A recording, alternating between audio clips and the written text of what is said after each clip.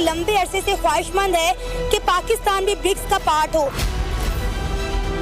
पाकिस्तान ने already apply किया हुआ है। मोदी साहब क्या वोट देंगे कि पाकिस्तान को ब्रिक्स का मेंबर बनाया जाए? तकरीबन 45% वर्ल्ड पॉपुलेशन ब्रिक्स ममालिक के अंदर है। 3.5 बिलियन पीपल इंडिया और चाइना के मिलाएं तो जारी बात है, बाकी इस तरह दुनिया का जो 33 पाले पोसे आतंकी के रहमो करम पर एससीओ की मेजबानी की और अब उसकी नजर रूस के कजान में है, जहां ब्रिक्स का सम्मेलन हो रहा है। वो ब्रिक्स जिसका भारत संस्थापक सदस्य है, जहां हिंदुस्तान का वीटो चलता है, लेकिन अब पाकिस्तान भी इस संगठन का सदस्य बनने के लिए बेकरार है।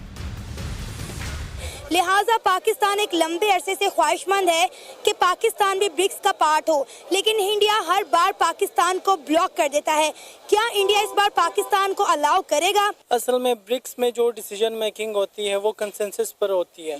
मतलब अगर सारे मेंबर्स किसी डिसीजन के ऊपर वो एग्री करते हैं तब वो डिसीजन ब्रिक्स मेंबर्स लेते हैं। अगर कोई भी मेंबर उसमें वो डिसएग्री करता है किसी भी डिसीजन या पॉलिसी के हवाले से, तो फिर वो नहीं होता। और क्योंकि अब अगर इंडिया पाकिस्तान की एंट्री को रिजेक्ट करता है तो पाकिस्तान, चाइना, रशिया और ब्राज़ील जैसे और साउथ अफ्रीका और अभी ब्रिक्स की एक्सपेंशन भी हुई है जिसमें इजिप्ट, इथियोपिया और अर्जेंटीना वगैरह। अर्जेंटीना ने जो कि उसने मेंबरशिप नहीं ली, बट जितने दूसरे मेंबर्स हैं जिसमें सऊदी अरेबिया और ईरान वगैरह भी आते हैं, यूएई भी आते हैं, तो उनके थ्रू इंडिया पर वो प्रेशर इंक्रीज करवा सकता है। चांस तो हर चीज़ के होते हैं, 100% तो नहीं हो सकता।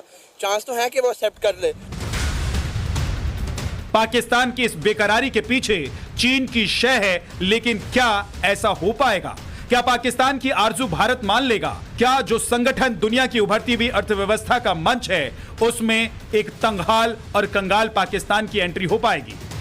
को पता है ब्रिक्स की तकरीबन 45% वर्ल्ड पॉपुलेशन ब्रिक्स ममालिक के अंदर है। 3.5 बिलियन पीपल इंडिया और चाइना के मिलाएं तो जारी बात है, बाकी इस तरह दुनिया का जो 33% लैंड मैस है वो यहाँ पे है। दुनिया की 28.5 ट्रिलियन डॉलर की जो इकोनॉमी है वो इन ममालिक के अंदर है। इस वक्त 10 ममालिक हैं जो करंट ममालिक इसके अंदर, इंडिया, रशिया, चाइना, ब्राज़ील और साउथ अफ्रीका। इनिशियली पहले 4 थे, इंडिया, रशिया, चाइना, ब्राज़ील। बाद में 2011 में इन्होंने साउथ अफ्रीका को शामिल किया। फिर 2023 में इजिप्ट, इथियोपिया, ईरान, यूएई और सऊदी अरेबिया को शामिल किया। 30 रिक्वेस्ट पड़ी हुई हैं इनके पास। इम्पॉर्टेंट विजिट है ये, वो इसलिए because president Xi Jinping, president Putin, they want to create a new order and they cannot create a new order without Indian Prime Minister Narendra Modi or without India. Because remember, these are middle powers. India is a middle power. India का बहुत बड़ा कद-काठ बढ़ चुका है और वो इसीलिए बढ़ा है कि इंडिया मिडिल पावर्स जो हैं they matter a lot now. Bharat के हाथ में पाकिस्तान के वजूद की चाबी है। हमारी लड़ाई तो है ही नहीं, हमें लड़वा रहे हैं वेस्टर्न वाले। वो चाहते नहीं कि हम एक साथ इकट्ठे हो जाएं, हम मिलके, क्योंकि उनको पता है कि अगर ये दो कंट्री जिसको इंडिया और पाकिस्तान कहते हैं, अगर ये दोनों मिल गए तो हमारा क्या बनेगा। कभी हर बात में हिंदुस्तान से तुलना करने वाला पाकिस्तान आज अपनी करनी के कारण ही बर्बादी के उस मुहायने पर खड़ा है कि उसे भीख का कटोरा लेकर दुनिया के सामने हाथ फैलाना पड़ रहा है। अपने नागरिकों को तिल तिल मरता देख भी उसे IMF की कड़ी शर्तों के सामने सिर झुकाना पड़ रहा है। इस्लामिक देशों के बीच भी उसकी रेपुटेशन काफी खराब हो चुकी है।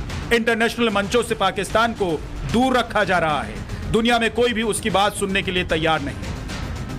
पाकिस्तान के जो एम्बेसडर हैं रशिया के अंदर इस वक्त खालिद जमाली साहब, उन्होंने एक इंटरव्यू में कहा है कि पाकिस्तान ने ब्रिक्स की मेंबरशिप के लिए अप्लाई कर दिया है और 2024 की क्योंकि जो प्रेसिडेंसी है वो रशिया के पास है, जो कि इससे पहले साउथ अफ्रीका के पास थी। अब पाकिस्तान जो है वो उसने अप्लाई तो कर दिया है। पाकिस्तान कहता है जी हम इस ऑर्गेनाइजेशन का मेंबर बनना चाहते हैं। इंडिया जो है उसने पिछली दफ़ा भी रोक दिया था। और पाकिस्तान ने नाम नहीं लिया था, लेकिन पाकिस्तान ने ये कहा था कि एक मेंबर स्टेट ने इसको रोक दिया था। अब पाकिस्तान के लिए एक बड़ा समझे एक डिप्लोमेटिक सारा कुछ हो रहा है दुनिया के अंदर, उसमें पाकिस्तान कहीं भी नहीं है। पहले भी आप आइसोलेशन की एक एक्सट्रीम पर पहुंच चुके हैं, पहले भी आप। और दूसरा, इस वक्त आईएमएफ का जो अगला आपका 72 मिलियन का जो है वो पैकेज, वो रिसेंट अभी उन्होंने आपके साथ अप्रूव किया है। और साथ ही आपको दूसरी खुशखबरी आपकी इकोनॉमिक मिनिस्टर ने दे दी है कि अगर हालात मौजूद हुए तो हम एक और पैकेज लेंगे और मजीद कर्जा लेंगे। आप किसी जगह मौजूद, किसी टेबल पर आपको इनवाइट नहीं किया जाता। मैं कहता हूं वर्चुअल मीटिंग्स में भी आपको इनवाइट नहीं किया जाता।